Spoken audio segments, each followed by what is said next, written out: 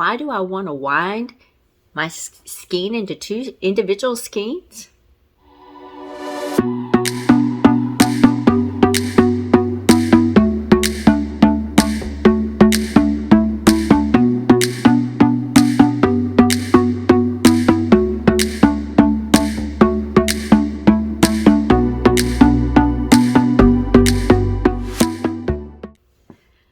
Hi everybody, welcome to the Knitting Turnpike. My name is Gina Pike. I'm so happy that you're here with me today. Today we're going to be doing a very short tutorial.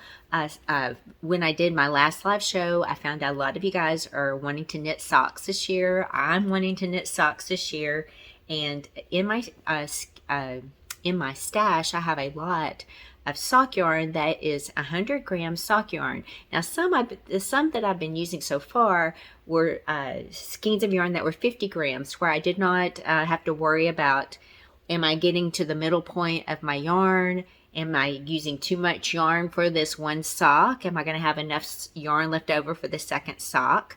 Those are the kind of questions you'll be asking if you are just using one skein of yarn for both of your socks. So what I want to do, I'm a new sock knitter, and what I'm going to do is I'm going to take my 100-gram skein and break it into 2 50-gram skeins so that I know I have this much yarn for this sock and this much yarn for this sock. I'm also knitting my socks in tandem.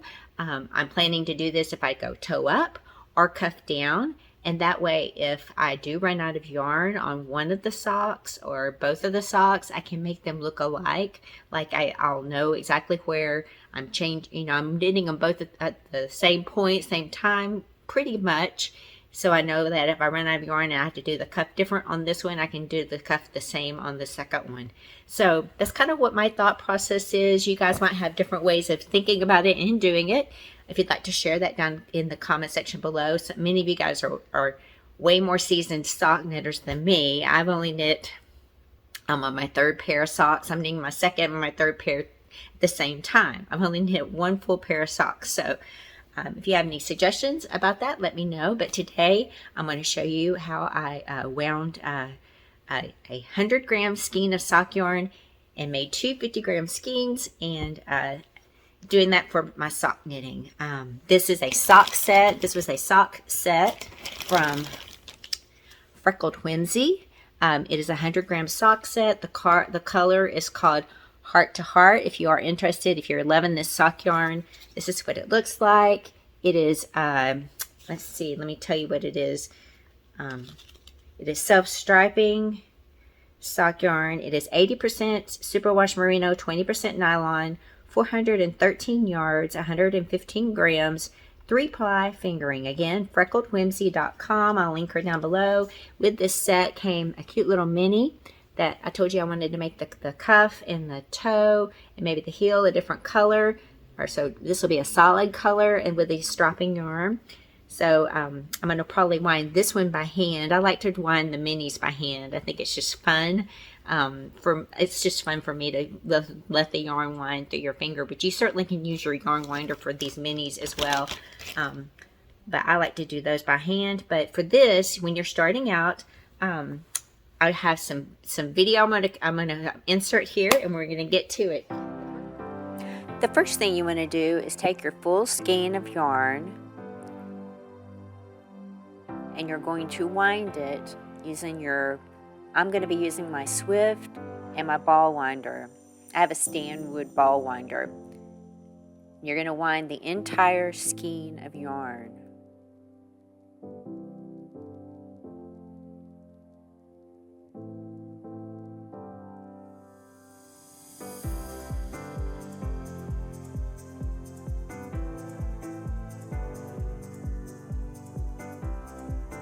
Once you have your entire skein wound, you're going to take it off the winder, and you're going to tuck in the end on the outside, and you're going to use your kitchen scale, and you're going to weigh the entire full skein. And I got here 114.5. I think that's what the number was. 114.5 grams.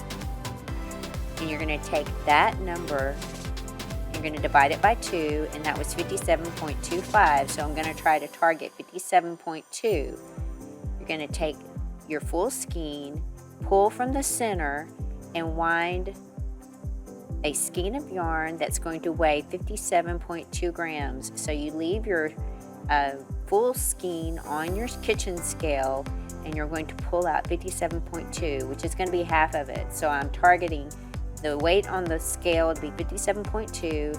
I'm pulling from the center. I'm having to hold it up a little bit to keep from pulling it off the kitchen scale. My setup here isn't the best. I could have probably set it on the floor, and that might have worked a little bit better, pulling straight up.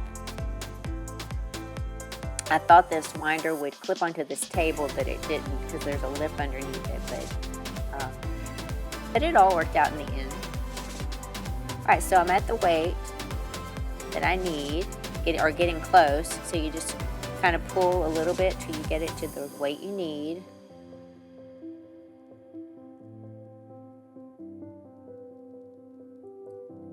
And once you get it there, at 57.1, 57.2, that's close enough for me. Then you're going to take your scissors and you're going to cut that skein off. So that's one of the skeins wound. And then you're going to take the rest of the yarn off the kitchen scale. You don't need your kitchen scale anymore at this point. And you're going to wind the rest of your full skein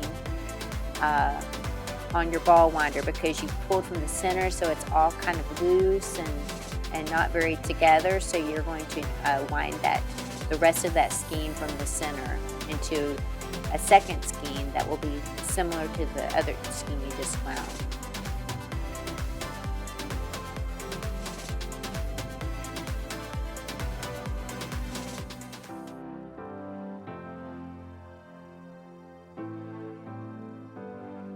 Eventually I realized I could put it on the floor and finish winding it. But there's your second skein. You want to tuck your ends in on the side.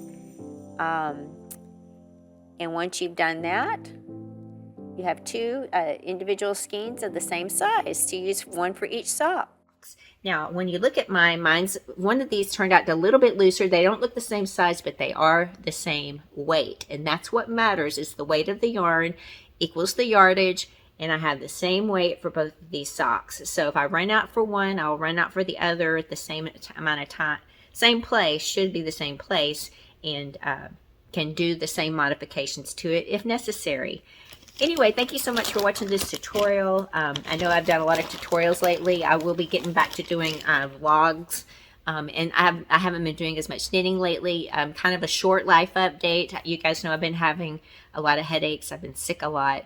I'll be having surgery at the end of February, and hopefully getting back into things normally, maybe the middle of March. I'm still going to try to do the Who You Gonna Shawl MCAL, and we'll just go from there. I have some good ideas for that as well, but it may be more like the second or third week of March before I can kind of start getting into the updates on that. But anyway, thank you so much for being here. Hope you've enjoyed this tutorial, and I look forward to seeing you guys very, very soon. Take care. Bye-bye.